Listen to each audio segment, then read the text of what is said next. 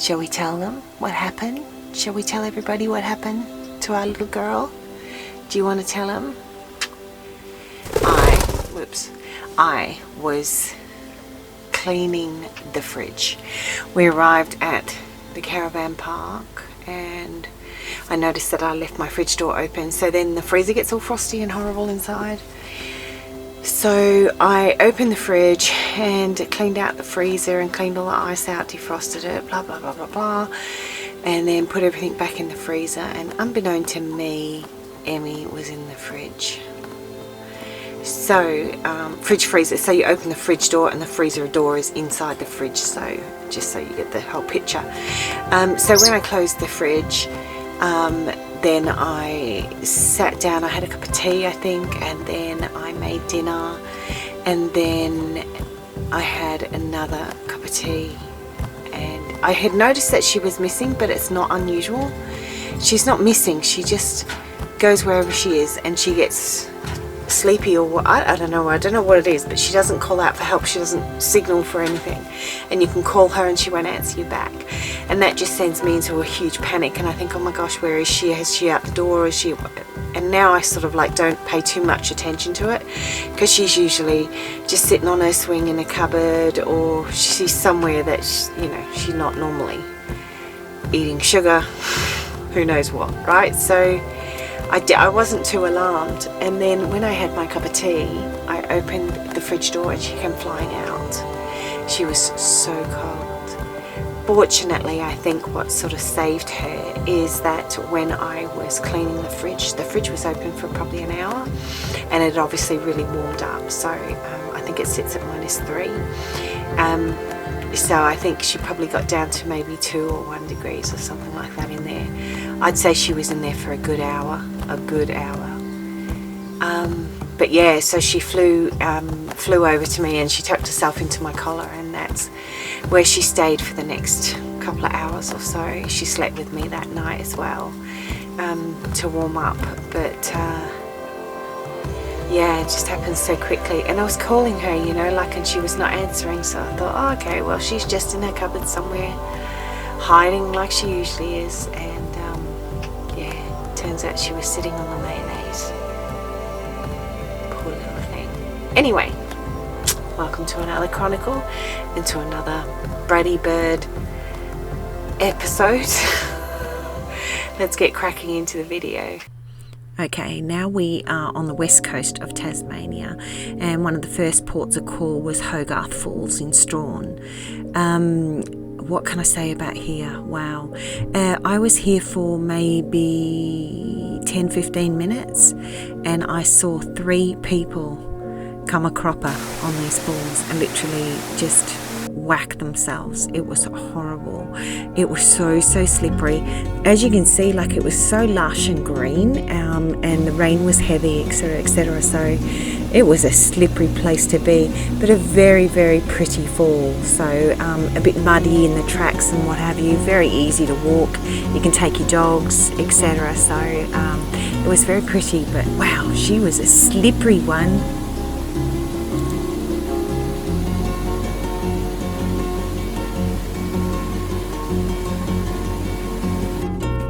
One of the main reasons that I went to Strahan was to see this. This is The Ship That Never Was. It's a audience participation play.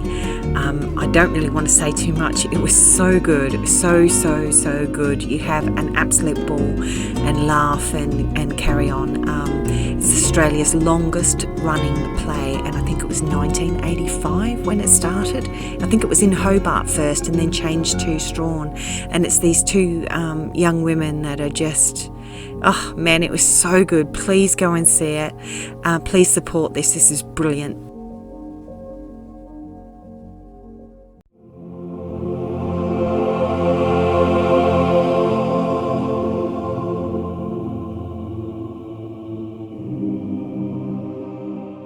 While while you're down in Strahan, you might want to go and see the Gordon River. It's actually really very, very pretty. I hear the red boat is very, very good. I didn't want to waste my pictures, so I thought I'll just pop them in and you can have a little look-see. The river was just like glass, look at that, and very, very quiet, very quiet.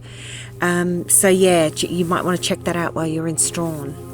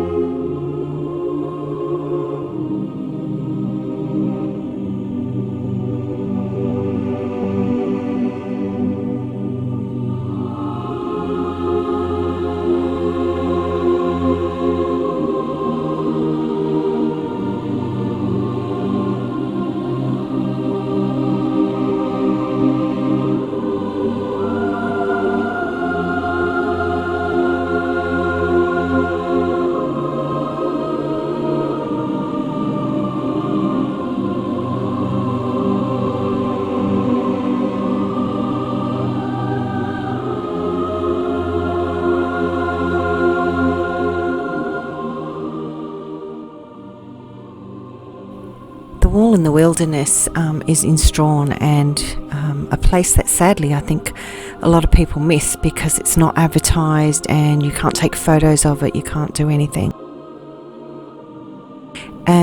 So yeah, 100 metres of hewn pine, hand carved over 10 years by the artist Greg Duncan. It's unbelievable, you must go and see it.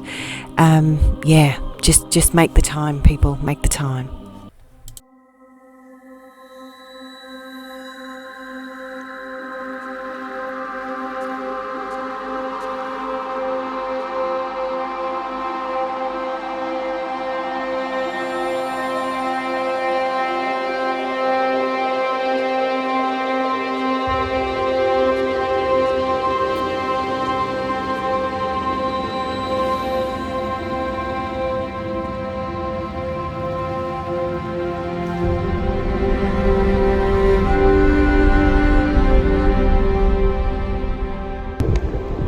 Another journey, another waterfall.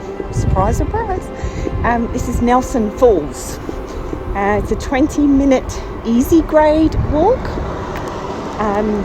Yeah, let's see what it looks like.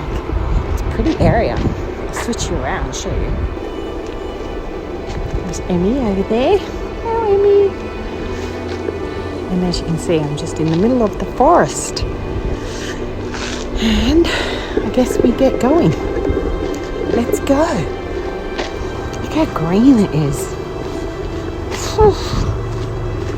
This forest is a little bit different than most of them because I don't know if you can see in the background it's quite grey. So it's all the trees without any leaves.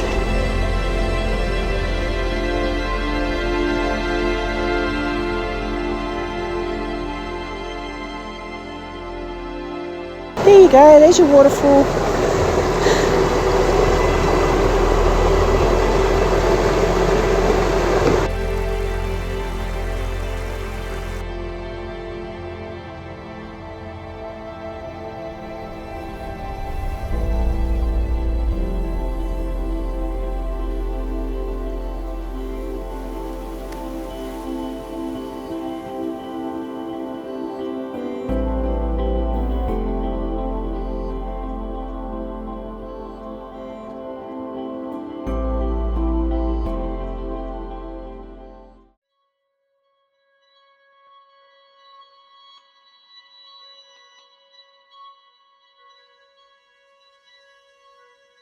When I'm looking at sites over Tasmania, I kind of try and have everything in mind for either single people or couples or families or whatever.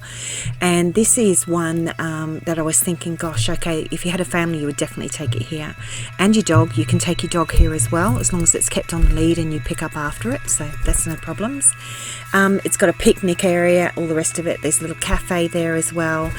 It's just a wide open, beautiful landscaped place, I believe maintained by volunteers. it's just incredible. So it's an Arborteum, I think they call them. It's probably pronounced wrong. And it's basically just trees from all over the world, and sensational, totally worth having. Take the kids and the dog and let them run and exhaust them, because there's plenty of room to exhaust them. So it's a definite go. The other thing to note, well, two things: the staff there are amazing. They're all volunteers as far as I know. And the lady that I was speaking to at the gate, hello, God bless you, she was so sweet. And I hear from good sources that the ice cream there is out of this world. I can't eat it, I'm allergic to eggs, shush Emmie. So yeah, give it a whirl. Totally go and have a look, guys.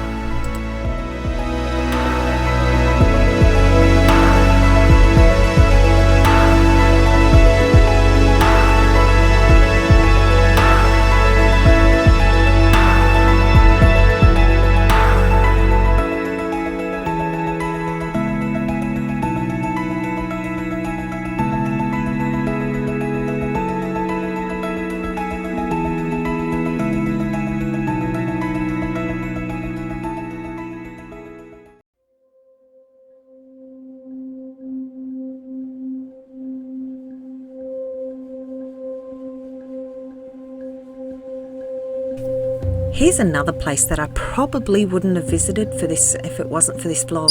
Another really good place to take the kids, anyone really, for this one. So it's the Bass Strait Museum, or Maritime Museum, and there is just a treasure trove of stuff in there. Shows you how they make boats and everything. But the 5-year-old in me took over on this visit. They actually have a, what do they call it, a simulator. So just at the next shot after this guy, oh no, not that one, but the one next shot after that one is actually a boat suit. There you go. So you get to go on the SS Wanneroo, and yep, here it is here, look, and you go on the simulated trip. So I picked the absolute hardest one in the treacherous seas and all the rest of it, you know, like really, really hard, and tried to sail from one coast to another. So have a look. I think I missed my calling. Oh, I'm a bit sick. Oh, there's a boat straight ahead. Shall we hit it? Oh yeah, totally. Let's do a Titanic moment, shall we? Let's do it. Now we want to see what happens. We all want to see what happens. Watch this, watch. Oh, I'm gonna get him. Oh, I just missed him. It's actually really hard to hit another ship.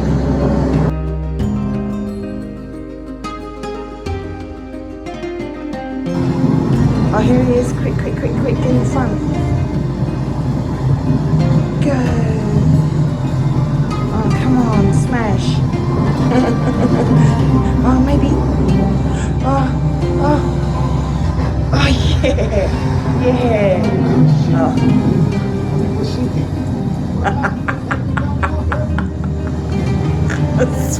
Sweet.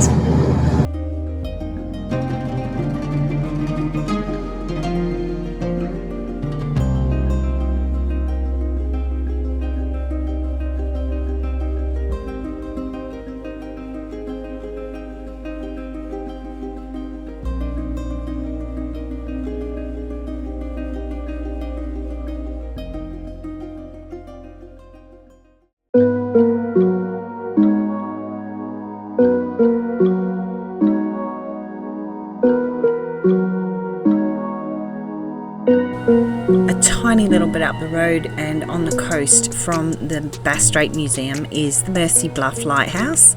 It's half white and half painted red stripes, so it's a bit weird, but the day was glorious. There's sometimes when you can put your drone up and it's a bit of an effort, you know, you're like, ugh, can't really be bothered with this.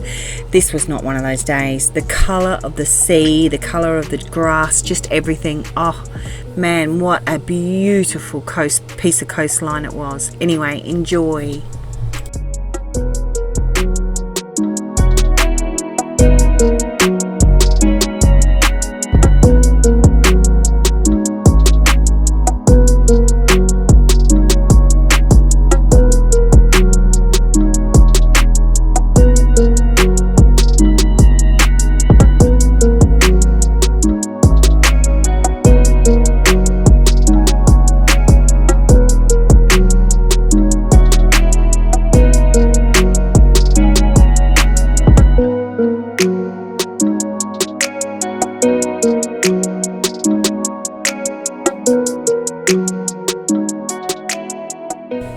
Okay, that's it for this week. Next week, Trees and I are heading to Stanley to see the nut and everything that is wonderful about this place. So come and enjoy. This is going to be a bit of a laugh because we're both a little mental, as you can see, particularly Trees, not necessarily me. Yeah, so we had a ball of a time, and be prepared for just silliness, really. I will see you next week. I just want to say thank you so much for your support. It is actually overwhelming. This channel was started for the purpose of sharing wonderful things and trips and places to go for everybody, so I'm glad that it's coming across that way. So again, thank you for your support. I appreciate you. Be the reason that somebody smiles today. Thank you.